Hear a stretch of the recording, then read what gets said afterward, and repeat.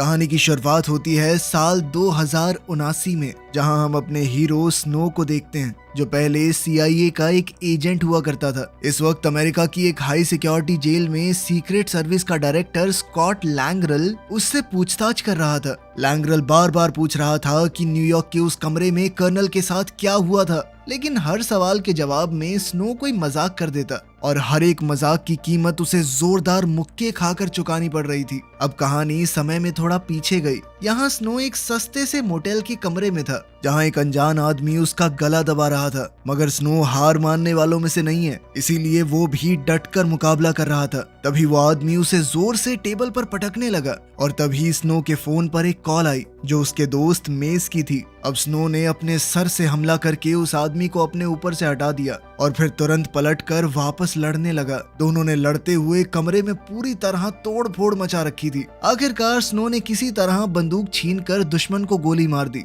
जिसके बाद वो आदमी जमीन पर गिर पड़ा, जहां उसके साथ 2 और लाशें पड़ी थी। आखिरकार स्नो ने फोन उठाया। मेस ने टेंशन भरी आवाज में बताया कि तुझे चारों तरफ से घेर लिया गया है, जल्द से जल्द वहां से निकलना होगा तुझे। स्नो घुटनों के बल बैठकर कर्नल के पास गया। कर्नल ने अपना लाइटर उसके हाथ में दिया और कहा कि वो उनके हाथ नहीं लगना चाहिए। स्नो ने पास में पड़े ब्रीफकेस की तरफ देखा और कहा कि सब कुछ ठीक हो जाएगा, मगर उसी पल कर्नल ने दम तोड़ दिया। अब स्नो ब्रीफकेस को उठाने ही वाला था कि बाहर सायरन की आवाज ने बता दिया कि पुलिस आ चुकी है। स्नो ने गद्दे का इस्तेमाल करके पुलिस वालों को चकमा दिया, उन्हें जोर से मारा और कमरे से निकलकर सीधा छत पर जा पहुंचा, जहां उसके पास कूदने के अलावा कोई दूसरा रास्ता नहीं था। वो सीधा नीचे जमीन पर जा गिरा और ब्रीफकेस भी उसके पास ही था। उसने तुरंत ब्रीफकेस उठाया और भागना शुरू कर दिया, क्योंकि पुलिस उसके पीछे पड़ चुकी थी। तभी उसे एक बाइक दिखी और बिना 1 सेकंड लगाए उसने वो चुरा ली। अब वो हाईवे पर फुल स्पीड में बाइक दौड़ा रहा था। इसी बीच उसे मेस का कॉल आया। उसने स्नो को सबवे पर मिलने को कहा और साथ ही फोन को तुरंत फेंक देने को कहा, क्योंकि पुलिस वाले उसे ट्रैक कर रहे थे। स्नो ने बिना देर किए फोन को गिरा दिया और उसी वक्त उसका पीछा कर रहा हेलीकॉप्टर अचानक धमाके से फट गया। फिर जैसे ही सबवे स्टेशन नजर आया, स्नो बाइक को सीधा अंदर ले गया और रेलवे ट्रैक पर गिरने से पहले वो बाइक से कूद गया। फिर वो दौड़ता हुआ स्टेशन के अंदर से गुजरा और प्लेटफॉर्म नंबर 10 पर पहुंच गया, बिल्कुल उसी वक्त जब ट्रेन निकलने वाली थी। दरवाजे बंद होने से 1 सेकंड पहले उसने ब्रीफकेस को अंदर फेंक दिया, जिसे ऐन वक्त पर मेस ने पकड़ लिया, लेकिन तभी पुलिस पीछे से आई और उसे गिरफ्तार कर लिया। अब कहानी वापस आज के समय पर आई, यानी जब स्नो जेल में था। लैंगरल ने उसे बताया कि कर्नल को निगरानी में रखा गया था, क्योंकि वो स्पेस प्रोग्राम के सीक्रेट बेच रहा था। लेकिन यहीं स्नो का मानना था कि कर्नल तो उन सीक्रेट्स को बचा रहा था, मगर लैंगरल तो मन में सोच चुका था कि कर्नल को स्नो ने ही मारा है। जब स्नो ने इससे मना किया, तब लैंगरल ने मोटेल रूम का एक छोटा सा क्लिप दिखाया, जिसमें स्नो कर्नल के पीछे खड़ा बंदूक चला रहा था और कर्नल जमीन पर गिर गया। स्नो ने कहा कि सच ये नहीं है, पर लैंगरल अपनी आंखों से देखी चीज को कैसे झुकलाता। सवाल बढ़ते रहे, पर स्नो ने एक का भी जवाब नहीं दिया। तभी कमरे का दरवाजा खुला और एक नया ऑफिसर अंदर आया, जिसका नाम था हैरी शॉ। शॉ ने अब लैंगरल की जगह लेते हुए कहा कि आगे मैं संभालता हूँ। तब स्नो शॉ से कहने लगा कि मुझे एक चीज चाहिए, जो मैंने आखिरी बार ट्रेन में देखी थी। दोबारा एक फ्लैशबैक शुरू हुआ और हम देखते हैं कि मेस ट्रेन से उतरा और सीधा स्टेशन के लॉकर्स की तरफ गया, जहां उसने ब्रीफकेस को छुपा दिया। लेकिन किस्मत उसके साथ नहीं थी। एक पुलिस वाले ने लॉकर पर लगी हुई की चेन देख ली, जो मेस गलती से वहीं पर छोड़ गया था। मेस घबराकर वहां से निकलने लगा, लेकिन जल्दी में वो एक आदमी से टकरा गया। इस टक्कर से उसकी बंदूक हाथ से छूटकर जमीन पर गिर गई और अचानक से गोली चल गई, जो सीधा जाकर एक पुलिस वाले को लगी। जिसके बाद दूसरे ऑफिसर ने बिना देरी किए मेस को गोली मार दी और उसे पकड़ लिया। अब इंटेरोगेशन रूम में शॉ ने स्नो से पूछा कि उसका बैकअप साथी कौन था। स्नो ने जोर से कहा कि मैं नहीं बताऊंगा, क्योंकि तुम सीधा जाके अपने बॉस को बता दोगे। लेकिन इसके साथ साथ उसने टेबल पर पड़ी सिगरेट की राख से चुपके से मेस का नाम लिख दिया। अब शॉ पूरी बात समझ चुका था। उसने बिना ज्यादा दिखाए राख को साफ कर दिया और पूछताछ वहीं पर खत्म कर दी। इसके बाद हम प्रेसिडेंट की बेटी एमिली को देखते हैं। वो इस वक्त एक स्पेसशिप में कहीं जा रही थी। उसके साथ उसका बॉडीगार्ड हॉक और उसकी दोस्त कैथरीन भी थे। कुछ पुलिस वाले भी उनके साथ सफर कर रहे थे, जिनमें जेल का वार्डन बांस भी शामिल था। ये लोग MS-1 नाम की एक हाई सिक्योरिटी स्पेस जेल में जा रहे थे, जहां पर लगभग 500 कैदियों को रखा गया था और आज तक कोई बाहर नहीं निकला वहां से। बांस ने बताया कि जब ये जेल पूरी तरह खुल जाएगी तो यहाँ पर 5 लाख अपराधियों को रखा जाएगा। बांस ने समझाया कि MS-1 दुनिया की इकलौती ऐसी जेल है जहां आज तक ना तो मारपीट हुई है और ना दंगे, क्योंकि यहाँ पर कैदियों को खास टेक्नोलॉजी की मदद से सुला दिया जाता है। यही बात एमिली को परेशान कर रही थी। असल में रिपोर्ट आई थी कि स्टेटस नाम की इस टेक्नोलॉजी का लोगों के दिमाग पर असर पड़ता है, वो अपनी यादें तक भूलने लगते हैं। लेकिन बांस ने कहा कि ये प्रेस वाले कुछ भी छापते रहते हैं मैम। उसने ये भी बताया कि जेल का डिफेंस सिस्टम बहुत आधुनिक हथियारों से लैस है। अब ये लोग आखिरकार अंदर पहुंच ही गए। मामूली सिक्योरिटी प्रोसीजर से गुजरने के बाद वो एलिवेटर से तीसरे फ्लोर पर गए। एमिली ने बांस से पूछा कि क्या इस जेल का असली मकसद ये देखना है कि इंसान जब ज्यादा समय तक स्पेस में रहते हैं तो क्या होता है उनके साथ। जिस पर बांस ने कहा कि मैम ये जेल मैंने नहीं बनाई, मैं बस यहाँ काम करता हूँ, मुझे इससे ज्यादा नहीं पता कुछ। फिर बांस उन्हें वो कैदी दिखाने ले गया जो अपने स्टैसिस कैप्सूल में गहरी नींद में सो रहे थे। उसने बताया कि उनके लिए एक इंटरव्यू रूम तैयार किया गया है, लेकिन वहाँ पर हथियारों की इजाजत नहीं है। खैर हॉक ने फिर भी अपनी बंदूक पैंट के नीचे छुपा कर रखी। अब हम वापस से अर्थ पर स्नो को देखते हैं, जो अभी भी उस जेल के अंदर बंद है। लैंग्रल उससे मिलने आया और बताया कि तुम्हें MS-1 जेल भेजने की सजा सुनाई जा चुकी है। थोड़ी देर बाद उसे एक दूसरे कमरे में घसीट कर ले जाया गया, जहां पर उसे कोई इंजेक्शन लगाया जाने वाला था। इसी बीच MS-1 में एमिली की मुलाकात एक पागल और खूंखार कैदी हाइडेल से करवाई गई। एमिली ने उससे कुछ सवाल करने की कोशिश की, लेकिन हाइडेल उस पर ध्यान ही नहीं दे रहा था।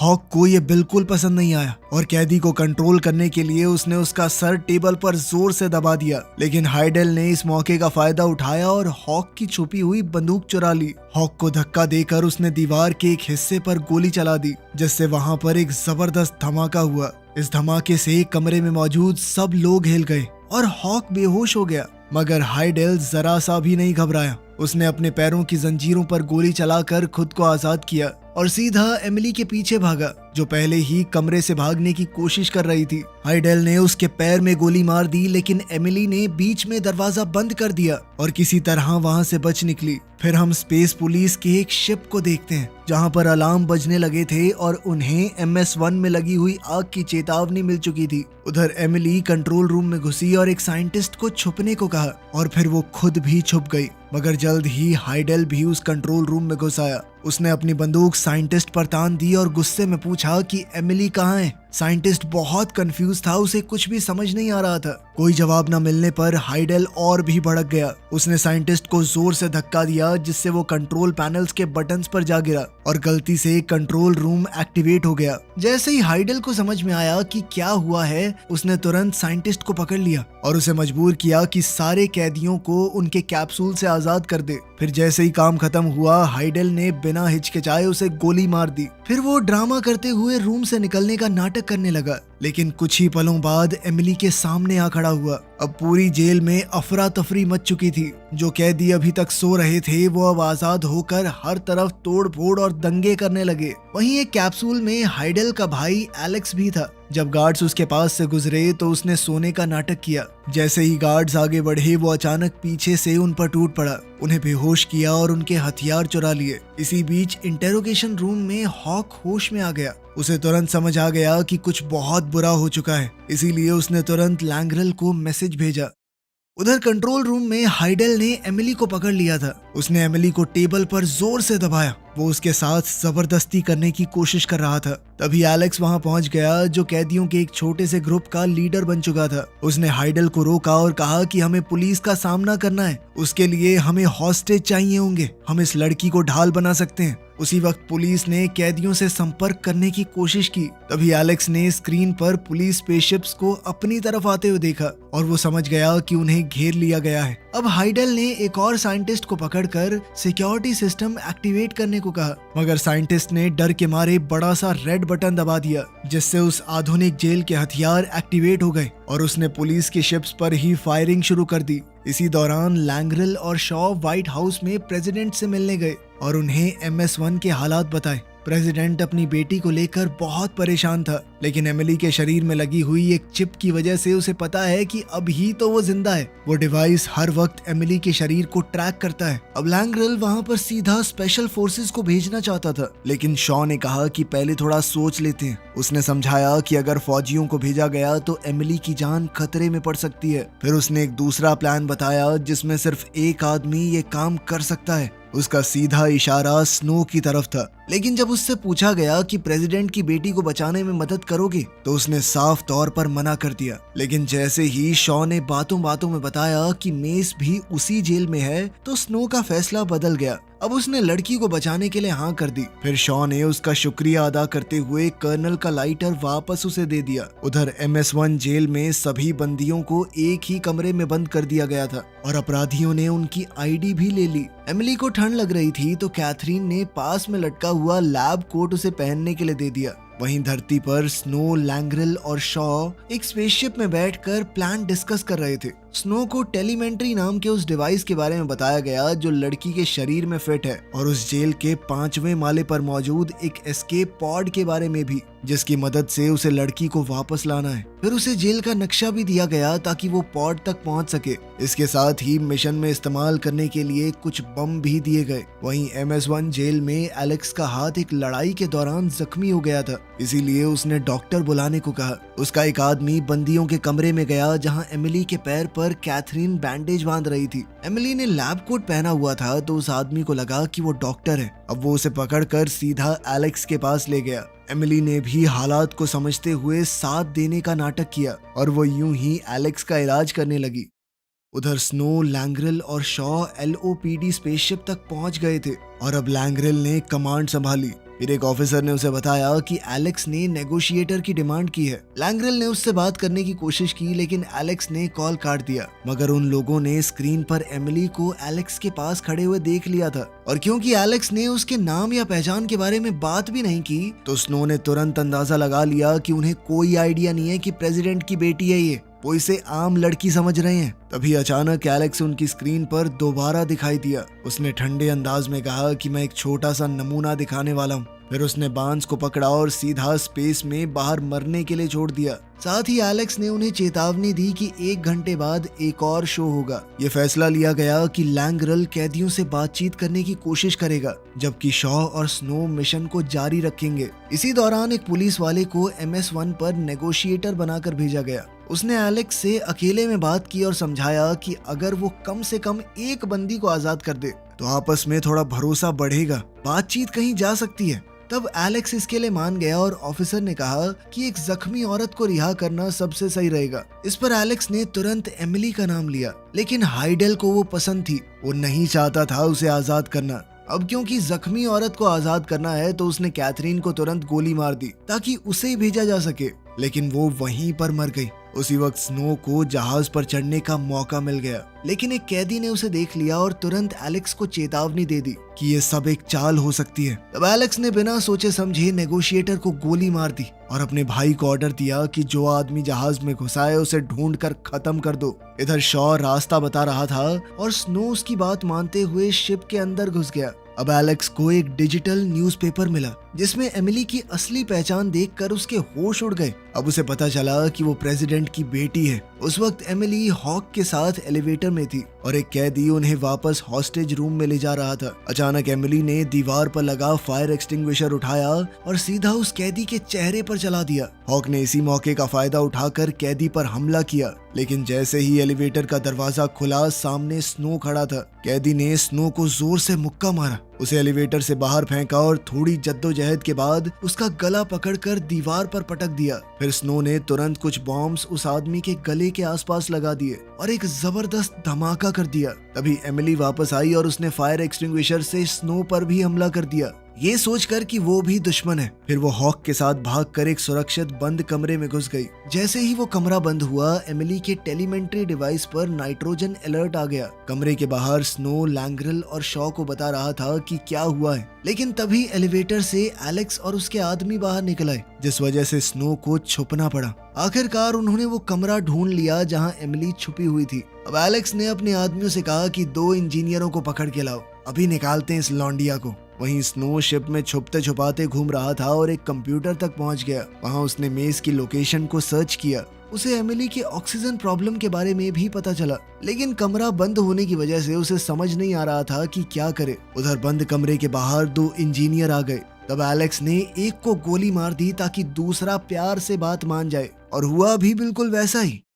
इसी बीच स्नो शिप के एसी डक्ट के अंदर रेंग रहा था, मगर वो ये नहीं जानता था कि एक कैदी उसका पीछा कर रहा है। आखिरकार वो जहाज के टोर्सियन सिस्टम तक पहुंच गया, जो जहाज में पृथ्वी की तरह ग्रेविटी बनाता है। अब जैसे ही वो आगे फिसले तो कैदी उस पर टूट पड़ा। फिर दोनों हवा में तैरते हुए लड़ने लगे। स्नो ने उसे जोर से धक्का दिया और एग्जिट के एज को पकड़ लिया, लेकिन कैदी ने उसकी टांग पकड़ ली। वहीं कंट्रोल रूम में बैठा हाइडेल ये सब कैमरा पर देख रहा था। उसने तुरंत कंट्रोल्स पर गोली चलाकर टोर्सियन सिस्टम बंद कर दिया। अब ग्रेविटी खत्म होते ही स्नो के लिए लटकना मुश्किल हो गया। फिर उसने कैदी को गोली मारकर हटा दिया, लेकिन अचानक रस्सी टूट गई और वो सीधा नीचे गिरने लगा। पर तभी शॉ के लोगों ने टोर्सियन सिस्टम वापस से एक्टिवेट कर दिया और स्नो बिल्कुल प्लान के मुताबिक फिसलता हुआ बाहर निकल गया। उधर सिक्योर रूम के अंदर एमिली और हॉक बाहर की आवाजें सुन रहे थे, जहां लोग दरवाजा तोड़ने की पूरी कोशिश कर रहे थे। जो इंजीनियर दरवाजा खोलने की कोशिश कर रहा था वो नाकामयाब हो गया।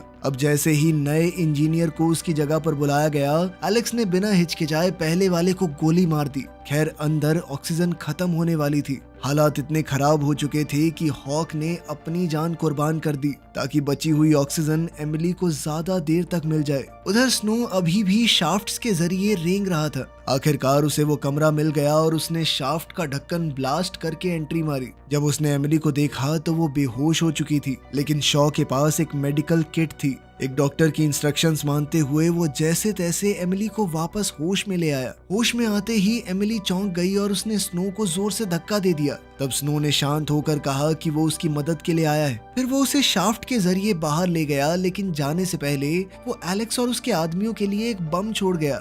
जैसे ही वो लोग कमरे में घुसे तो वहाँ जोरदार धमाका हुआ। पता नहीं कैसे एमिली और स्नो को गाइड कर रहे शॉ की आवाज अब सभी कैदियों को भी सुनाई दे रही थी। फिर एलेक्स ने कम्युनिकेटर ऑफिसर को अपने पास बुलाया। एलेक्स ने उससे कहा कि सिग्नल काट दे वरना तेरी गर्दन काटूंगा मैं। अब शॉ की गाइडेंस के बिना स्नो और एमिली गलत तरफ मुड़ गए और अब वो छत को तोड़ते हुए एक अनजान कमरे में जा गिरे। फिर भी वो रुके नहीं, जल्द ही एक मेडिकल कमरे में पहुंचे। वहां स्नो ने एमिली के जख्मों का इलाज किया और साथ ही उसे बताया कि तुम्हारे पापा प्रेसिडेंट ने मुझे भेजा है। तब एमिली ने पूछा कि बाकी लोगों का क्या, उन्हें भी तो पकड़ा हुआ है। तब स्नो ने सीधा जवाब दिया कि मैं सिर्फ तुम्हें बचाने आया हूँ, बाकियों से मुझे मतलब नहीं है। जब एमिली नहीं मानी तो स्नो ने उसे नक्शा और बंदूक देकर कहा कि इतनी चिंता हो रही है ना सबकी, तो जाके बचा ले। लेकिन एमिली को यही समझ में नहीं आ रहा था कि वो है कहाँ पे। तभी शिप की हर स्क्रीन पर एलेक्स का मैसेज आया। उसने एमिली की आईडी की फोटो दिखाई और सबको ऑर्डर दिया कि अगर वो दिखे तो उसे पकड़ ले। ये देखकर स्नो को उस पर तरस आ गया और उसने कहा कि इतना मत सोचो, मेरे साथ रहो। इसके बाद दोनों एक स्टोर रूम में घुसे। यहाँ स्नो ने एमिली को कैदियों की यूनिफॉर्म दी और जबरदस्ती उसके बाल काट कर डाई कर दिए ताकि वो उसकी पहचान को छुपा सके। साथ ही उसने एमिली को एक टोपी दी और फिर अचानक से उसके चेहरे पर एक मुक्का मार दिया ताकि एक और निशान बन जाए, बिल्कुल भी पहचान में ना आए। उधर पुलिस वालों के जहाज में लैंगरल एलेक्स से बात कर रहा था। तब एलेक्स ने खुलकर कह दिया कि मैं जानता हूँ एमिली कौन है। अगर तुमने हमारी मांगे पूरी नहीं की तो बहुत नुकसान होगा तुम्हारा। कुछ घंटों बाद प्रेसिडेंट भी वहां पर पहुंच गया। अब स्नो ने भी कैदियों की यूनिफॉर्म पहन ली थी। इसके बाद वो एमिली को लेकर मेन कंटेनमेंट एरिया में गया। शुरुआत में तो वो भीड़ में ऐसा घुले कि किसी को शक ही नहीं हुआ, लेकिन आगे एक जगह जाकर पासवर्ड चाहिए था, जो सीधी सी बात है उन्हें नहीं पता था। तब स्नो ने हालात संभालने के लिए कैदी को जोर से मारा और भागने लगा। ये देखकर बाकी कैदी उसके पीछे दौड़ पड़े। इधर स्नो फायरिंग करता हुआ भाग रहा था, लेकिन एमिली एक फंसे हुए दरवाजे में अटक गई। तब स्नो ने उसे कहा कि बंदूक को तुम संभालो, जब तक वो खुद दरवाजे को जोर लगाकर खोलने की कोशिश करने लगा। वहीं दरवाजे की दूसरी तरफ मेस मौजूद था। अब वो तीनों एक और कमरे में घुस गए और उसे बंद कर दिया। स्नो ने मेस को गले लगाया, लेकिन मेस बस बेकार बातें दोहरा रहा था। तब एमिली ने बताया कि ये इतने दिन से सोया हुआ था तो इसकी याददाश्त पर असर हुआ है। जब मेस से ब्रीफकेस के बारे में पूछा गया तो वो फिर से अजीबोगरीब बातें बोलने लगा। तभी उन्होंने सुना कि एलेक्स और उसके लोग एक खास औजार से दरवाजा खोलने की कोशिश कर रहे हैं, जिसके बाद वो तीनों तुरंत वहां से भाग निकले। अब एलेक्स को लगा कि वो उन तक पहुंच ही गया है, लेकिन जहां से आवाज आ रही थी वहां सिर्फ एक अलार्म मिला जो स्नो ने उन्हें भटकाने के लिए छोड़ा था। मगर इस सब के बीच MS-1 जहाज कंट्रोल खोने लगा और सीधा जाकर इंटरनेशनल स्पेस स्टेशन से टकरा गया। अब हालात और भी ज्यादा खतरनाक हो चुके थे। टकराव की वजह से स्पेसशिप के हल में गड़बड़ी हो गई और मेस बाकी सबसे अलग हो गया। स्नो ने उसे पैनिक बटन दबाने के लिए कहा, लेकिन मेस उसकी बात को समझ ही नहीं पा रहा था। इसलिए स्नो दरवाजा खोलने के लिए कुछ ढूंढने निकल गया। एमिली ने तब तक मेस के मुंह से और भी बिना सिर पैर की बातें सुनी, लेकिन जब स्नो वापस आया तो पता चला कि दरवाजा खोलना तो नामुमकिन है और मेस ठंड में जमकर मर चुका था। वहीं दूसरी ओर पुलिस के जहाज में लैंग्रेल को बताया गया कि MS-1 लगभग 6 घंटे के अंदर धरती से टकरा जाएगा। इसीलिए उसने डिपार्टमेंट ऑफ जस्टिस को एक प्लान के साथ कॉल करने का फैसला किया। इसी बीच स्नो और एमिली आखिरकार पॉड रूम तक पहुंच गए थे, जहां उन्होंने देखा कि गवर्नमेंट शिप्स उनकी तरफ आ रही हैं, लेकिन उन्हें बचाने के लिए नहीं। जो पॉड उन्हें मिला था उसमें सिर्फ एक ही सीट थी, तो स्नो ने एमिली से झूठ कह दिया कि मेरे पास दूसरा पॉड है ना, मैं उसकी मदद से आता हूँ। फिर पॉड लॉन्च हो गया, लेकिन कुछ ही पलों बाद एमिली स्नो के पीछे खड़ी नजर आई। वो जानती थी कि जब तक वो जहाज पर रहेगी उसके पिता हमले की इजाजत नहीं देंगे, क्योंकि वो अभी भी मासूम लोगों को बचाना चाहती थी। वहीं स्नो मदद तो नहीं करना चाहता था, लेकिन एमिली ने झूठ बोलकर उसका मन बदल दिया कि मेस ने मुझे मरने से पहले ब्रीफकेस की लोकेशन बता दी थी। तभी हाइडेल शिप की स्क्रीन पर आया और उसने धमकी दी कि अगर एमिली ने अपनी लोकेशन नहीं बताई तो वो हर 3 सेकंड में एक हॉस्टेज को मार देगा। तब एमिली ने मजबूर होकर अपनी लोकेशन दे ही दी, लेकिन हाइडेल ने फिर भी सभी मासूम लोगों को मार डाला। फिर स्नो ने उसे खींचकर एलिवेटर में डाला ताकि यहाँ से निकल सके, और तब एमिली ने सच बताया कि उसे ब्रीफकेस की लोकेशन नहीं पता। अब एलिवेटर फ्लोर्स के बीच में अटक गई थी, तो स्नो ने जोर लगाकर दरवाजे खोले। फिर दोनों एक कमरे में कूद गए जहां उन्हें सबूत मिले कि कैदियों पर एक्सपेरिमेंट किए जा रहे थे। लेकिन तभी एलेक्स और उसके आदमी वहां पहुंच गए। स्नो ने बचने की कोशिश की, लेकिन एक गोली ने उसे शाफ्ट्स में गिरा दिया। इसके बाद एलेक्स एमिली को वापस कंट्रोल रूम में ले गया। उधर शाफ्ट में जब स्नो को होश आया तब शॉ ने एक प्राइवेट लाइन की मदद से उससे बात की।